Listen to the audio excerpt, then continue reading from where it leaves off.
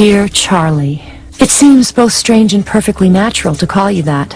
Although when I last saw you, I was nearly half the age I am now, and you weren't a preeminent medical expert.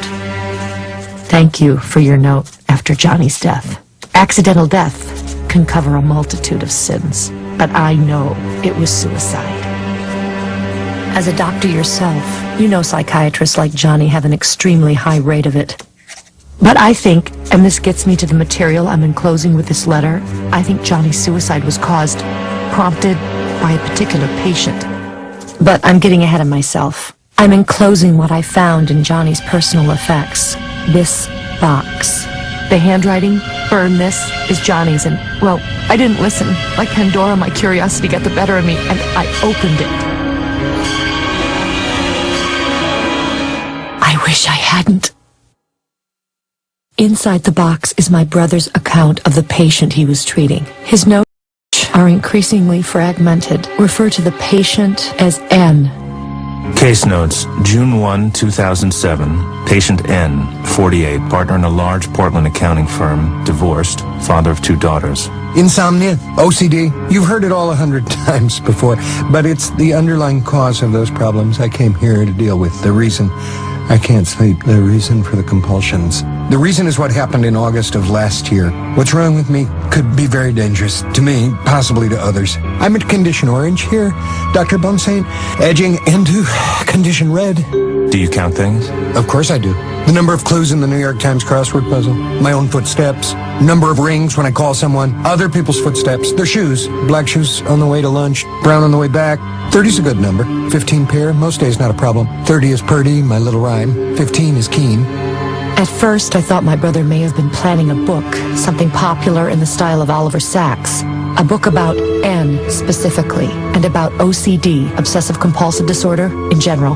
The thing is, the manuscript for the book, which I'm sending along with this letter, seems alive, and not in a good way. I know the places that are mentioned. You will too. For example, the field N speaks of must have been close to where we went to school as children. This field, Ackerman's Field, it's also close. A little too close for comfort, perhaps, to the bridge where Johnny committed suicide. Case notes continue. Patient N. When I load the dishwasher, I count plates. If there's an even number above 10 in there, all is well. And if not? I add the correct number of clean ones to make it right. Right. Because anything else would disturb the order of the world. The order of the world is already disturbed. I disturbed it last summer. I disturbed it 10 months ago when I went to Ackerman's Field. Only I didn't understand then. Not then. I can't fix it, but I might be able to do that. I have been doing it. By counting things? Yes, but also by touching them. And placing? I knew you understood. And these symptoms? They come in clusters. There are 3 of these clusters. They poke out of me, the same part of me, like rocks. Like the rocks in that field.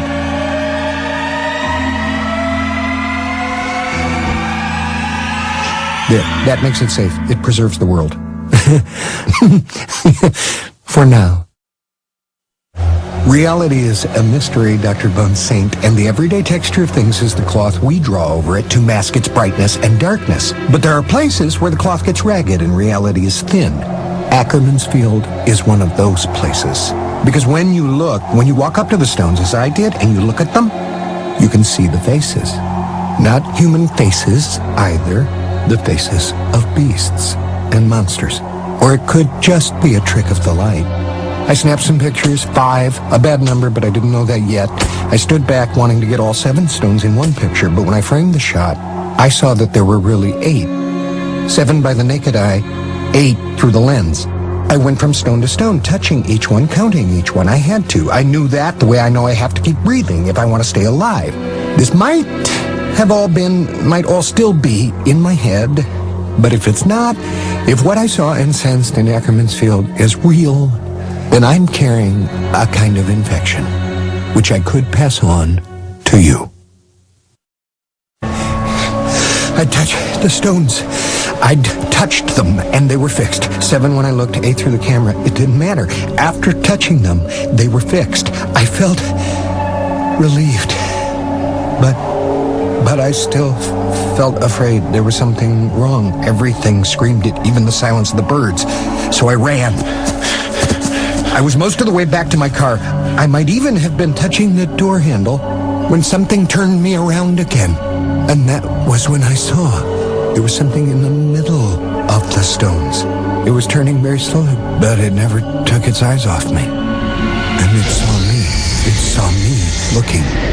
And it grinned. And where there was one, there would be more. 8 stones would keep them captive, but if there were only 7, they'd come flooding from the darkness on the other side and overwhelm the world.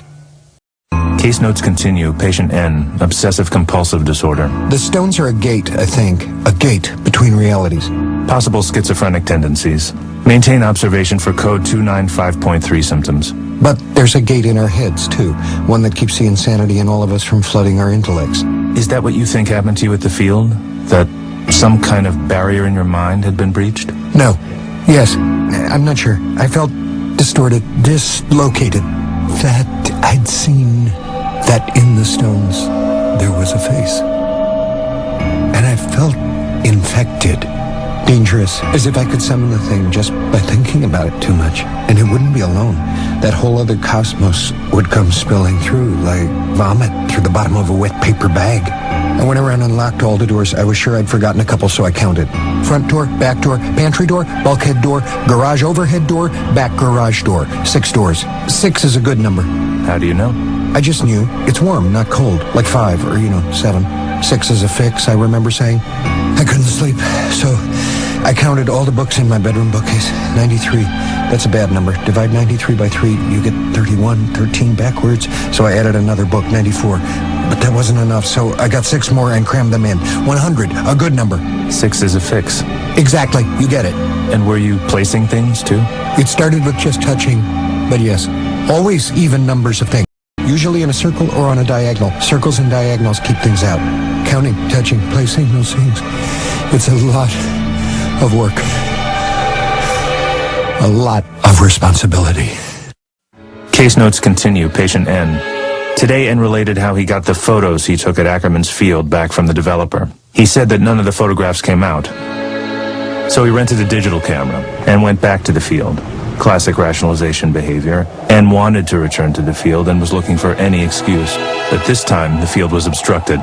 Patient's compulsion to return to the field was so strong he was willing to risk arrest and prosecution. Classic OCD. Patient is convinced he saw something in the center of the stones. Quoting, "There was a faded place," unquote.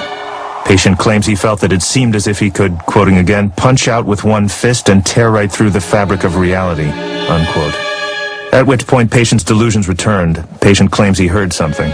He claims he heard that the stones spoke his name. So you heard your name? You make it sound like it was a trick of the wind? It wasn't. I heard my name because it was spoken. By the stones? No, not by the stones. By it. Whatever it was, grotesque, unnameable thing was, it knew my name. Did you take pictures this time? With the digital? I tried. The stones just fry the camera, but when I looked through the lens again, just like what happened before, through the lens, 7 stones become 8. You see, human eyes take away the 8th stone. A camera lens will put it back, but won't lock it in place. And without that 8th stone, without that final protection, 8 keeps it straight. Without it, it'll get through. What will? It.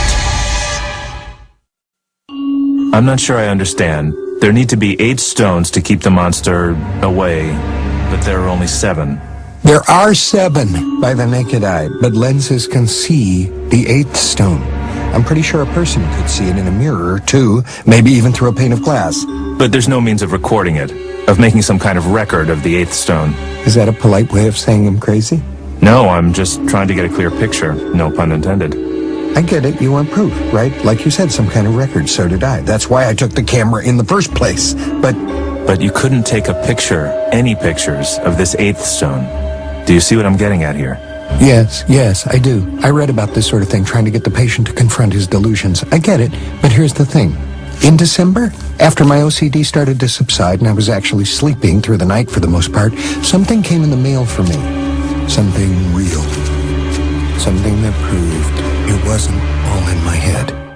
The letter was marked personal, no return address. There was something inside. I could feel it through the envelope. AF. And what did you think the AF stood for? Come on, Doc. What do you think? Ackerman's Field, right? Or a person's initials? Or... I knew what it was and what it meant. If there'd been a letter, it would have said, I tried to keep you out. It's not my fault and maybe not yours, but either way, this key and all it opens is yours now. That's very specific. That's what it would have said. You sound pretty certain of that. I am. Just like I'm certain that field is now my field. Those stones are now my stones, and whatever it is they're keeping is my responsibility. Just like I understood that I had activated the place just by looking at it. By looking, I took away the 8th stone. I could put it back with a lens, but only for a while. I had to keep renewing the protection with symbolic acts. Things were better last winter. The OCT got better, but then in April, things started getting bad again. I was counting more, touching more, and placing just about everything that wasn't nailed down in circles or diagonals. I started having nightmares again. The same dream. A dark, unspeakable dream. I could see it clear as day, as gray-black as twilight. And even though it was a dream, hope, it was a dream, just a dream. I knew it had escaped from the standing stones in Ackerman's Field. And I knew that it was my fault because I'd failed in my responsibilities. So this creature, the one that you let escape... Excuse me? It's what the creature was saying in the dream. The creature can speak. The creature speaks without talking, just like the stones did. Just like the stones did when they spoke to me.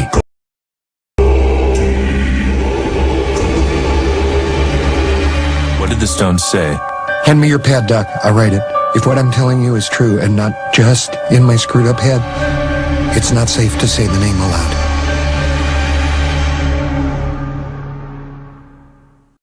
Case notes continue. Patient N. By his own account, N's OCD improved with the arrival of the winter months. Related to SAD, seasonal affective disorder, somehow. Explore further. Possible paper there. However, although the OCD was apparently getting under control, patient experienced vivid nightmares, culminating in to wit, a return to Ackerman's Field. Transcript of patient's account follows. The hay was growing up in the field again, and most of the sumac bushes were turning green, but I saw a scary thing. The darkness was back, inside the stones, but I saw no eyes this time. I wasn't too late, thank God. There was just the darkness turning and turning, seeming to exult in the fragility of our world, and I knew what I had to do. The sound of the hay brushing against the cuff of my pants was like a voice, and it was warning me to keep away. Forcing myself to go down to that ring of stones was the hardest thing I've ever done. The voice growing louder in my ears. The warning, keep away, getting more urgent. The air began to taste diseased. My skin began to thrum. But somehow I got there. And when I did, I knew what I had to do. 1, 2, 3, 4, don't come to my world anymore. 5, 6, 7, 8, because 8 keeps things straight. 2, 4, 6, 7, 8. Just the evens, because evens are safe. Good numbers, safe. That turning darkness began to recede with each pair, and by the time I got to 8, it was gone. And I understood. I understood why things had gotten better for a while. It's the solstice. You see the same patterns repeated all over the world. They're calendars. But not just for days and months, for times of greater and lesser danger. The darkness gathers and recedes, like the tide. The summer solstice is the point of highest danger. The winter, the lowest. I didn't get better in the winter. The darkness just went away. And whether it's real or all just a delusion, the work is just as hard. The responsibility. You can't imagine the responsibility for the entire world, Doc. The weight of it, literally on my shoulders. It just feels that way. The work we have to do now is... At least I'll get a break come winter, if I make it that far. What do you mean? And you know what I think? I think we finished, you and I. Actually, I think we still have a great deal of work left to do. No, we're done. This concludes today's program, as they used to say on the radio. This is very common. After a breakthrough, it's normal for patients to want to... Thanks, Doc. Look, don't worry. You may see me again, or at least hear from me. I can help you. It just takes some time. Thank you, Doc, for everything, for listening. By the way, those, I wouldn't move them if I were you.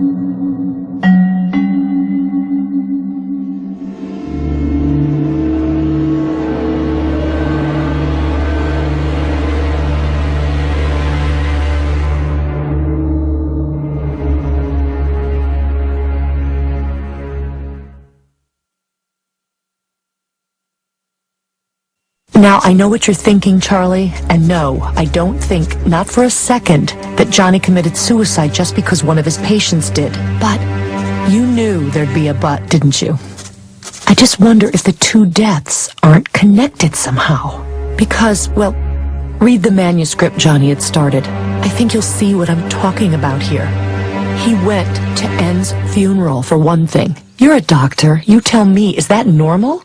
I mean, for a psychiatrist to go to the funeral of a patient, particularly one who committed suicide? I don't know. It feels wrong somehow.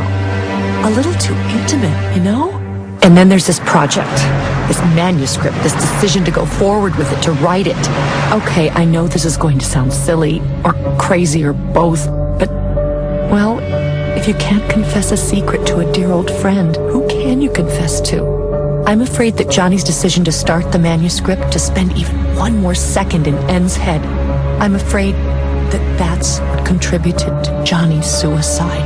Can a research project lead to depression, to suicide? Probably not.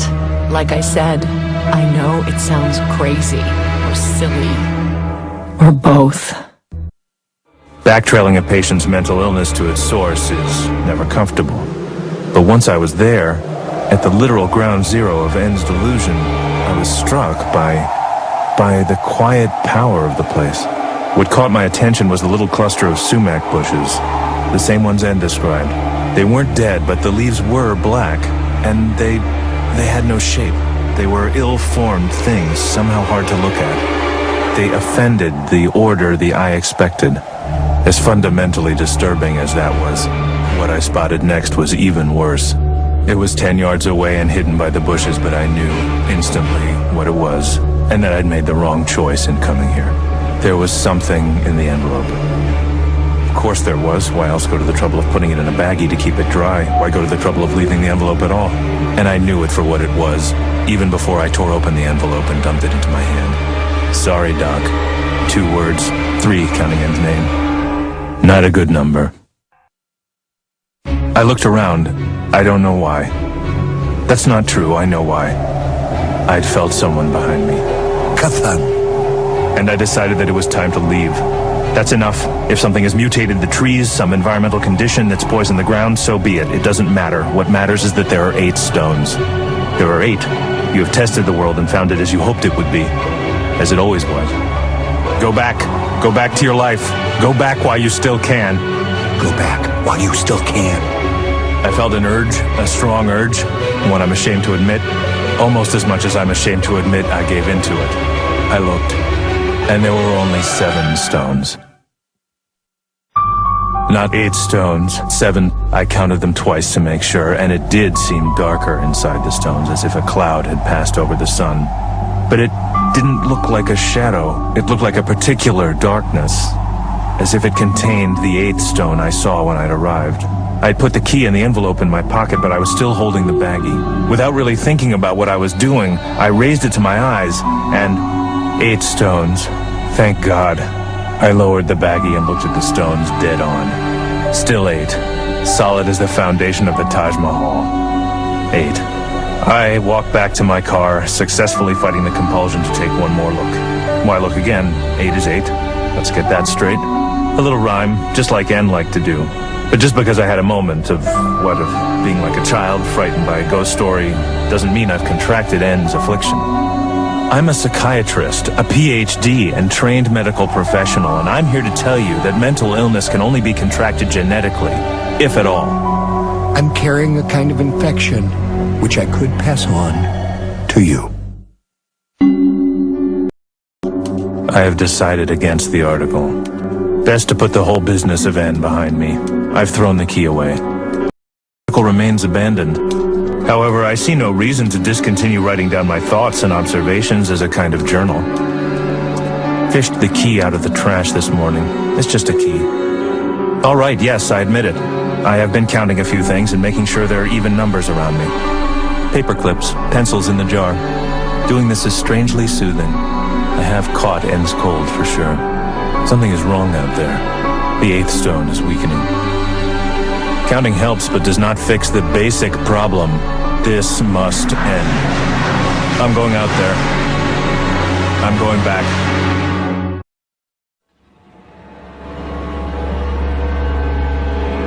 I went back.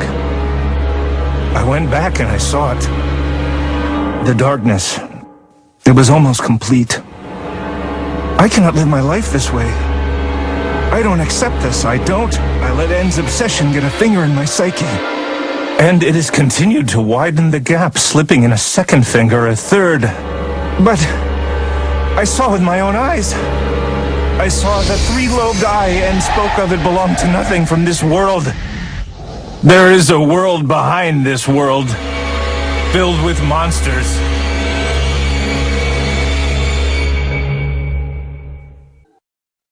I think a Neurontin script might help.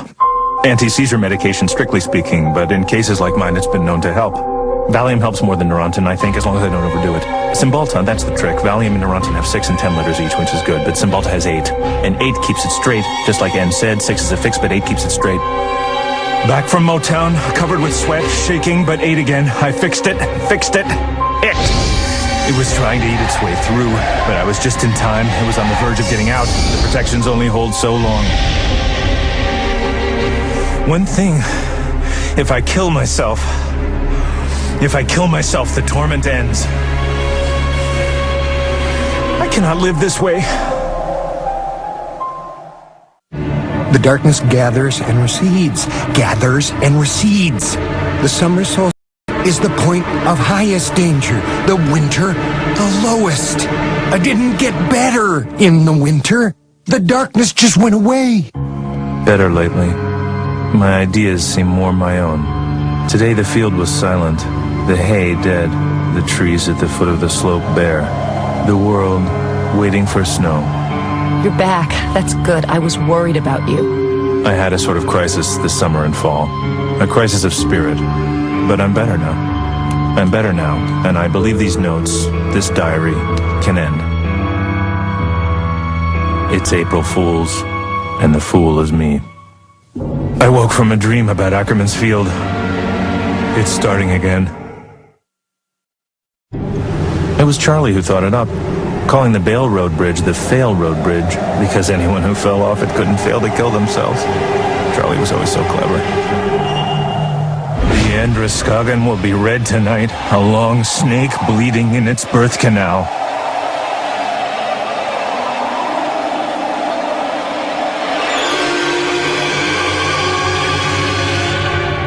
Nick's picks and Martin sticks. Those stones don't photograph, and was right about that much anyway. Each deeper than the last. This is the design all the earth proclaims. 8 is fate and keeps the world straight. Good deal for the world. Not such a good deal for Dr. Bunsaint. Charlie was always so clever.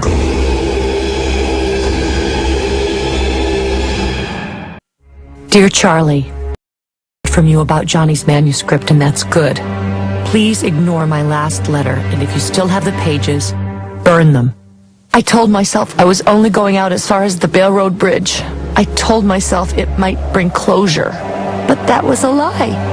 Because why else would I take the key? I found it in his study, next to another key, to balance it, as he would have said. I'm glad I didn't send you the key. You might have been tempted to go out there. Don't worry about me, though. I'm fine. And even if I'm not, Sheila LeClaire has 1 husband and 1 child. Charlie Keene has 1 wife and 3 children. You have more to lose. Under no circumstance come back here. There's nothing out there, just some rocks. I saw with my own eyes. I swear there's nothing out there. So stay away.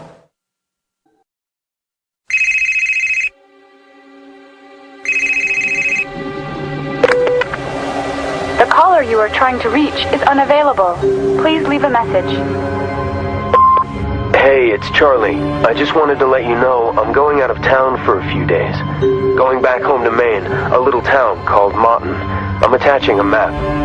The reason is I think there's a story here, this double suicide, brother and sister. Here are some photos. Maybe it could turn into a piece on obsessive-compulsive disorder. Maybe an angle on how OCD can actually be passed via transference from family member to family member, or even person to person. I'll tell you, the idea of that kind of scares the crap out of me.